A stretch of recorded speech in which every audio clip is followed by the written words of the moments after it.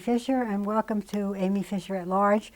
This is a wonderful day for us because we have with us Bucky Pizzarelli, who is the world's greatest guitarist. So thank you so much for coming, Bucky. Thank you. We're going to start with way back. We have something in common. We were both born in Paterson. That's right. So can you tell me, what are your memories of your early days in Paterson? Well, they were glorious days for me because I went to Central High School, and from day one, we were always jamming or playing. We had a little symphony orchestra, we had a jazz band and a jazz combo.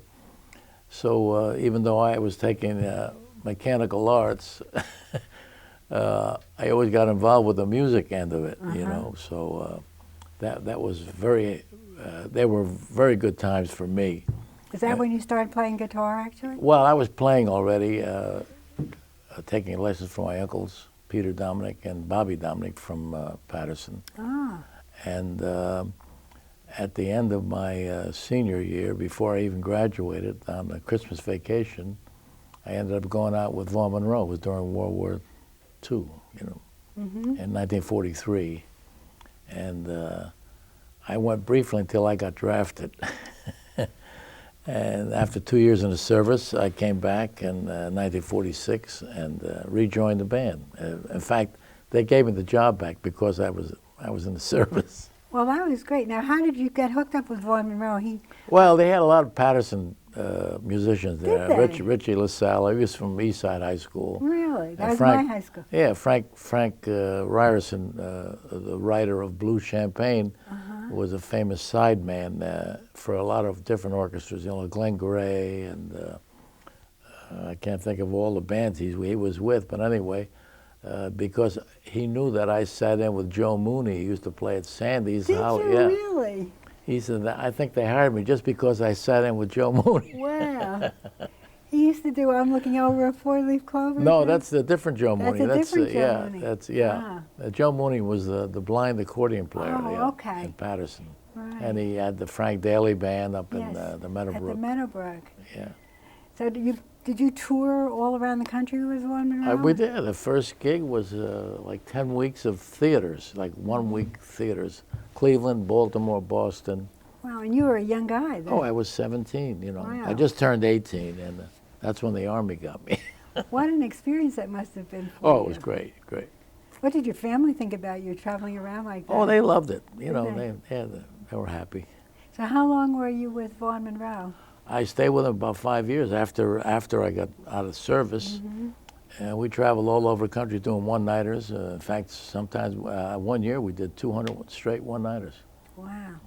So you actually played Racing with the Moon? And oh, yeah, we played that. We made some hit records, Ballerina. And Riders in the Sky, and a lot of other things. All right, so after Vaughn Monroe, then what did you do? Well, I didn't know what to do with myself. You know, you get used to playing in a dance band. I went back to New York, and I was lucky because I got a job with NBC as a staff musician.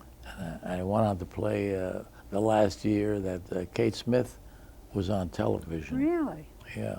So I did her show 5 days a week. From New York, was that? From New York, yeah, the Hudson Theater. Wow. Then I read, well, as I had told you before, I looked you up on the internet, and there's 12,400 entries for you, which I think is pretty good for a guy from Paterson. But I read that you were with the Tonight Show.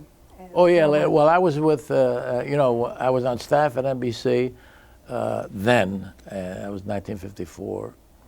And as soon as the show ended, we were let go because we were like excess.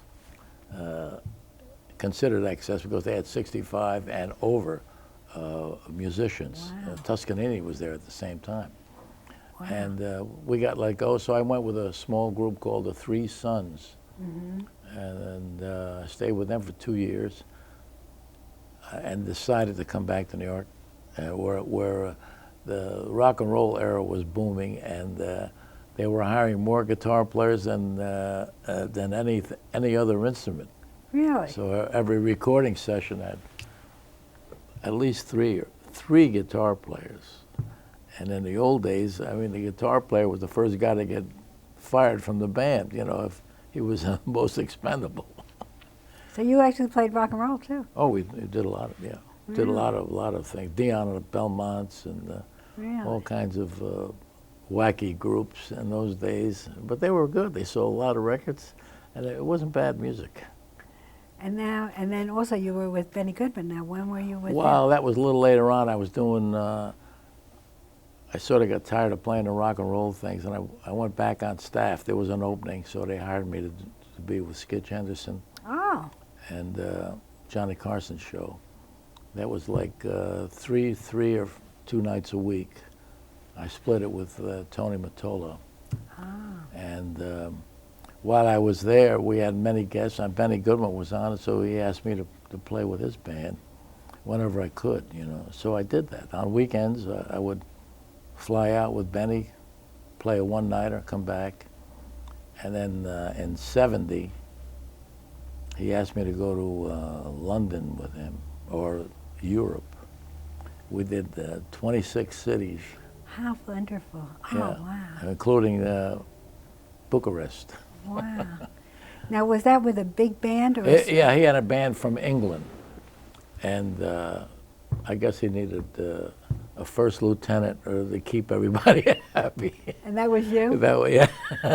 Oh, that must have been fun. Yeah, I was the peacemaker.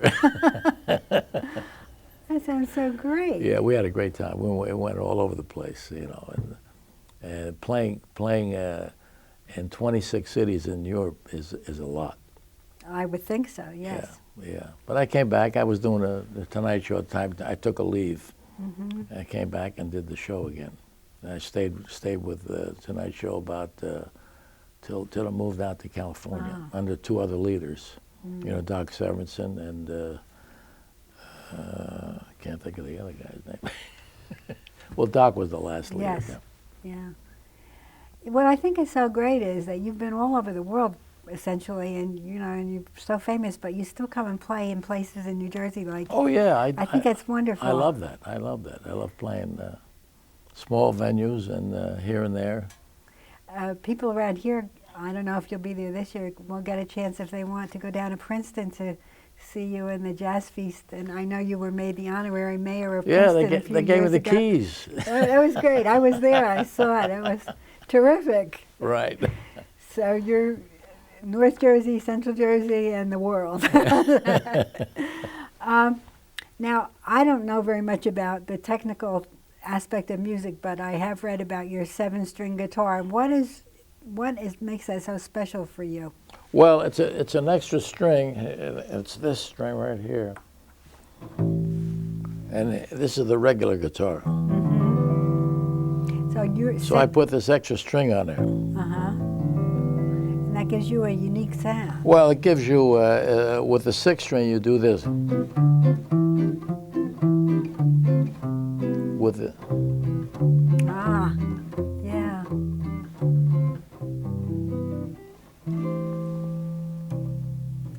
Very nice. Well, now you're playing with your son, right? Well, I do. On occasion, we play. We played out on the West Coast this year, and I did one trip with him to Japan. We should say your son is John Pizzarelli. John, right. And my other son plays the bass. And his name is Martin. Yeah. And actually, I saw his trio perform at Bridgewater last year. Right. And he was talking about you. Yeah. His father, the legendary guitarist. And he talked about when he was a younger, and he went and he met you when you were recording with Zoot Sims. So. Oh, we played in. Yeah, I know that. Yeah, I was playing with Zoot Sims in New Orleans, and John was going to Tampa University, and he had a week off. So Ruth, my wife, said, instead of coming home, go stay with your father in New Orleans. So John flew over, and he actually played with us there. That's great. Yeah. Now, do you have grandchildren? Yeah, we have 4. Oh, that's great. John's got 2, and my daughter Ann's got 2 in Florida. And you just keep continuing to play. Oh yeah. You had mentioned you play in Shanghai Jazz. I play in Shanghai Jazz at least once a month. And that's in Madison. In Madison, yes. David and Martha, they're great people. So if anybody from East Brunswick or around here wants to go to see you, they could look up the schedule Oh yeah, for Shanghai yeah, Jazz. yeah. They always have a schedule printed in the Jersey Jazz. That'll be great. Now, you're the role model for so many young guitarists I know. Was anybody a role model for you in the guitar? Well, besides my uncles who inspired me and taught me, you know, I knew about Charlie Christian, who played with Benny Goodman, and Django Reinhardt, who played with the Hot Club of France.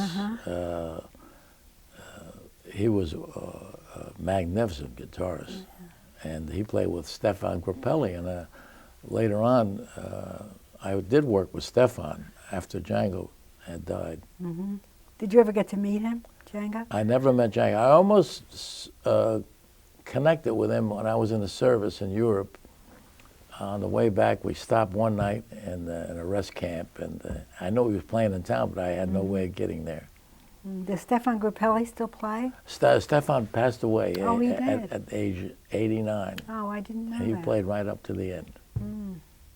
Because I just had, one of my sons just gave me for Christmas five CD set of Django Reinhardt. Oh, yeah, it's really incredible. great. Yeah. I like you better.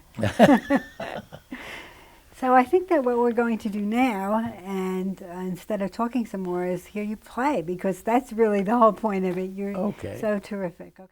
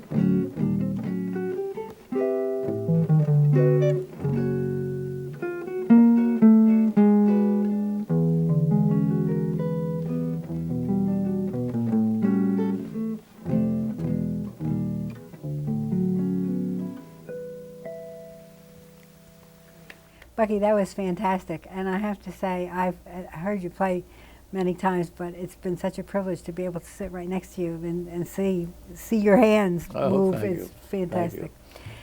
One of the people that we have to talk about that you've played with is another famous New Jersey musician, almost as famous as you, not quite, and that's Frank Sinatra. Yes. How did you get involved with playing Well, with him? I made some recordings with him, and then they get to know you, and wherever there was an opening. One summer, I made a tour with him. Usually, Tony Mottola was working for him. He's from New Jersey as well. Yeah, up in Indian Lake, I guess. And it turned out that I did like one whole summer of weekends on the road, and I worked with him at Carnegie Hall, opposite him with George Shearing's quintet. I was playing with George Shearing. Were you? And Frank played Carnegie Hall for 4 weeks. And when that was over, Frank called me to come down to Washington with him to play for the president of Italy. Oh, wow. So we had Tony Mottola, myself, and Perry Como and Frank Sinatra. And where was that in Washington? At the White House. At the White House. Yeah. Wow. Who was president? Reagan. Wow. Yeah. That must have been fantastic. Oh, it was great. Must have been a wonderful experience. Yeah, we spent 3 days there. I put a little show together, in the hotel down there, and we had a lot of laughs. I'll tell you, that's what I have to repeat. I think it's so great that you have been to so many wonderful places, and now you come to East Brunswick and play for us. I mean, that just shows what a good guy you are, I think, in addition to a great guitar player. One of the people that I admire that you play with is Jay Lenhart. Oh, Jay, yeah. Well, that's in our regular group. We have a group called New York Swing. And Jay plays the bass, and John Bunch plays the piano. Now, where do you play? Where did New York Swing play? We used to play at Zeno's down the village, maybe 8 weeks a year, but the place closed up, and we don't have a steady place to play anymore. Are you still doing CDs? Oh yeah, we do. We record, and then we also we're playing Phoenix next month. Oh. With that trio. And how long will you be in Phoenix? Just 2 nights. We'll do 2 nights there and fly back. Then we do some other things. That's my favorite CD of yours is the New York Swing one. Yeah. This one. Well, after Dave can show this, I love this. I play this probably more than any CD that I own because it's so, I don't know, just really nice. Whatever kind of a mood you're in, it fits. Tell us about some of the other people that you play with that you've particularly enjoyed. Well, I've recorded with everybody. I play with Michael Feinstein when he works at the Regency. And then I used to work with Rosie Clooney when she played there. I played at the Rainbow Room with her a few times. So it keeps it interesting. We just played at the Y in New York with John and his wife, Jessica Molaski, and then we had a very fine singer with this Christy Abersol. Oh, yes. Oh, she's good. Yeah. She was great. Actually, Jonathan Schwartz on the radio on WNYC talks about you all the time. I think he gave us a plug last week. For the Y. He was at the Y, yeah. Yes, and he also talked about why you weren't at his Christmas party because you were in Seattle.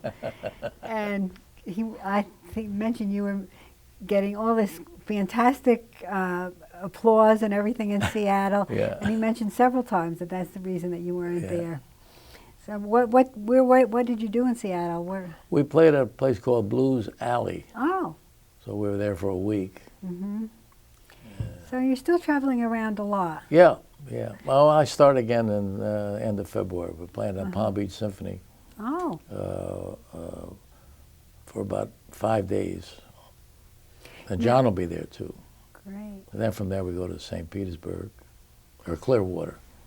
So how long each year are you out of, Oh, I don't add that. I never know. You don't know? I just go. And are you still a professor of music at William Patterson College? Emeritus. Emeritus, okay. In fact, I got 2 doctorates last year, one from Southern Illinois University Really? and another one from Hamilton the same week. Wow, that's wonderful. Hamilton College up in New York State. Yes. Now, when they give you a doctorate, do they ask you to play too?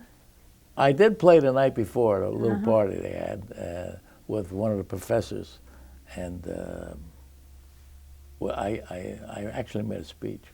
Wow, that's great. That's harder to do than play the guitar. I'm sure, yeah. And I'm sure that everybody loved hearing you anyway.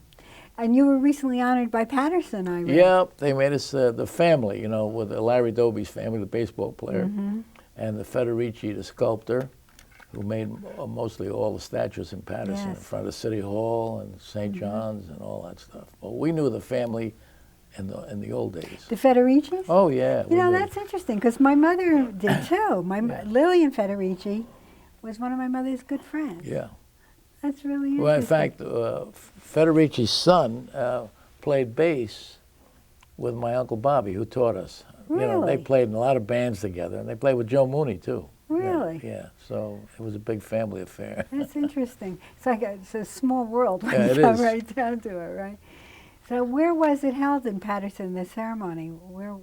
At the Hamilton Club. Oh, okay. So they have a lot of Federici's tools down there. You know, they got all his workbench and everything. Really? Yeah. I know he did the big statue in front of City Hall. Oh, and yeah. Just as you said, Yeah. just about every statue in Yeah. Patterson. Plus in Eastside Park, there's many yeah. statues. So we should actually do a tour of Patterson. Yeah, and we're going to do that. Our family's going to do that when we get all the kids in the right spot.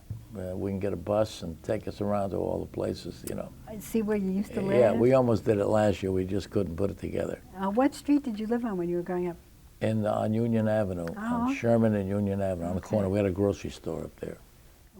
Well, Bucky, thank you again for coming. It is such an honor for me to have you here. I can't begin to tell you. And I think this program is going to be shown on EBTV about 1,000 times so that everybody can get a chance to see it. Well, thank you very much for having me. Okay.